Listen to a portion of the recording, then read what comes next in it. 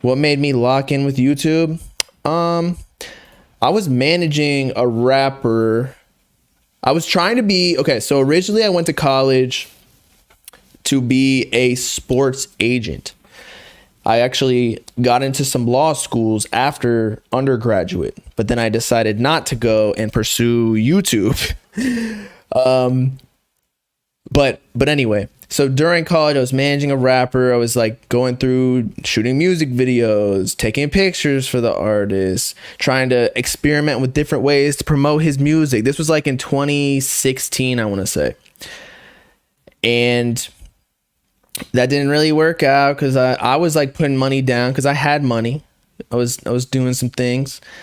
And like in college, my fraternity, which I probably shouldn't have been doing, but it taught me a lot about like finance and running a business. And it wasn't working out. So then I was like, I'm gonna go off on my own and do my own thing. So I started working with this other YouTuber, was editing with him, but I was also working on my channel. Eventually, like I just figured out the sauce and like how to upload videos quickly or like edit them fast and what to say. And I used to like script videos, but then the growth actually happened when I started just spitting off the top and it started going up. Yeah. So it all started from just wanting to be a sports agent. Then I wanted to be in music management. I wanted to get a law degree so I could be a music lawyer as well. I even tried to get some jobs within like labels and A&R or whatever, internships, but it's really hard to work within the music industry. So I said, fuck y'all, I'm gonna do it my own way. I'm gonna start my own shit, and then eventually it's just I don't even know what's happening. I just take it step by step, start the Instagram, start the YouTube, start the playlist. Like it just, there's new things that happen every day that I can't even predict, and I'm sure it's gonna continue that way, especially with TikTok and like other social medias that come out. So it's just been a very it's been fun, very fun. Is he still rapping? I believe he is still rapping. I don't know if it has any movement. I feel like when I was managing them, I felt like I did a really good job managing. Maybe I didn't have the connections or anything, but like I got in this cycle of I was working harder than the actual rapper. And I was like putting myself in their shoes and trying to figure out these marketing schemes and like the business behind it. I was handling all the royalties on the back end. But like they just weren't working hard as me. So I was like, I'm going to do it myself because I know that I'm going to put in the work, and then eventually it just panned out. So always bet on yourself.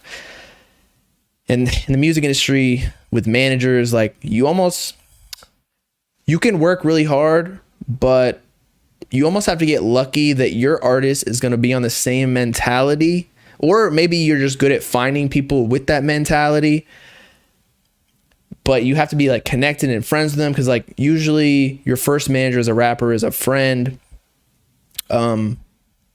But you have to get lucky that that person is going to blow up too. Cause like how many artists out of 100 actually, or even 1,000 blow up and actually make good money? Because as a manager, you make like what, 10-20% depending on how good you are. And so you have to make sure they're making enough streams or enough money where you can get a good income off it too. Because you'll probably have to go move on to other artists and manage them. You can't just manage one artist and make good money. So yeah, all in the mentality for sure. You got to bet on yourself. Again, I almost went to law school. The reason I didn't go is because it was 3 years. So I was like, I'm not going to do this. And they said the first year, you literally have no life because you're studying so hard. And I'm like, I'm not going to do that because I was already getting traction with my YouTube channel or with other stuff. So was not going to put my stuff on hold. And my parents were like, at the time, disowning me. They were like, you're making such a stupid decision. I am not proud of this whatsoever. And then now they're sucking my dick. They'd be like, wow, you really did it. Like, you're killing it. I'm like, yeah, I fucking know. I was telling y'all this the whole time. I saw the vision. But I was working for a YouTuber that was making like 30K a month. That comes out to like 300K plus. Although he was hiring a lot of people, so he was paying, that was just revenue. So he was paying out a lot. But like, I understood what was going on, like what he was doing with the thumbnails, what he was doing with the videos, how often he was releasing them, just like the whole process. And so it was, I was getting paid from that, good money. I was kind of like managing the channels. And then I went off on my own when I was making enough money by myself. You know, then I got a corporate job, and now we're killing it even more. And your boy got a house. Not that I moved in yet, because the closing date is June 2nd. But yeah, man, I plan on retiring from the corporate world at like 30 years old, I want to say. And then I'm going to get some more real estate. I'm still going to do YouTube for sure, because I just like talking shit online. But yeah, I'm 30 years old. That's the plan. I'm 26 now. 30, I'm planning on like at least making $1 million a year, hopefully. That's the goal. And then live wherever I fucking want.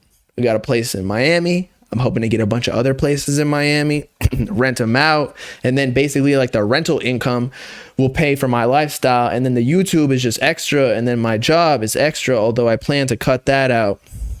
And then also real estate cuts a bunch of your taxes because of the depreciation. So that is the plan, y'all. Any advice for people who want to make an online presence? Literally, the sauce is just post as often as possible, because you need a good feedback loop. If you post once a week, you're going to get discouraged when you worked a whole week on something and then it doesn't do as well as you expected or hoped.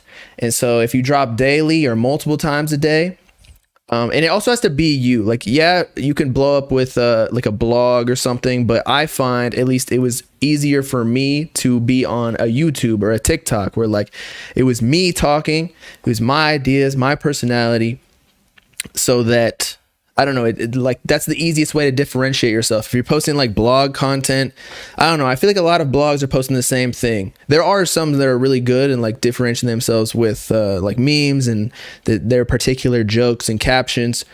But personally, that was harder for me to do because I can't like, I don't know, it's just harder I'm not a good writer. Are YouTube ads even worth it? Yes.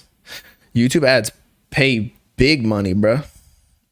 Big money, especially if you're posting over 8-minute videos. Like sometimes it gets up to like $10 per 1,000 views. A lot of times, actually, especially if you're posting like 15 to 20-minute videos. But yeah, all right. We are now at, we are past midnight. I got to get up for a meeting at 9. So I will see y'all tomorrow. Okay. Love y'all. For real. I like how we get in these deep discussions. Peace out, Clyde people. Nothing.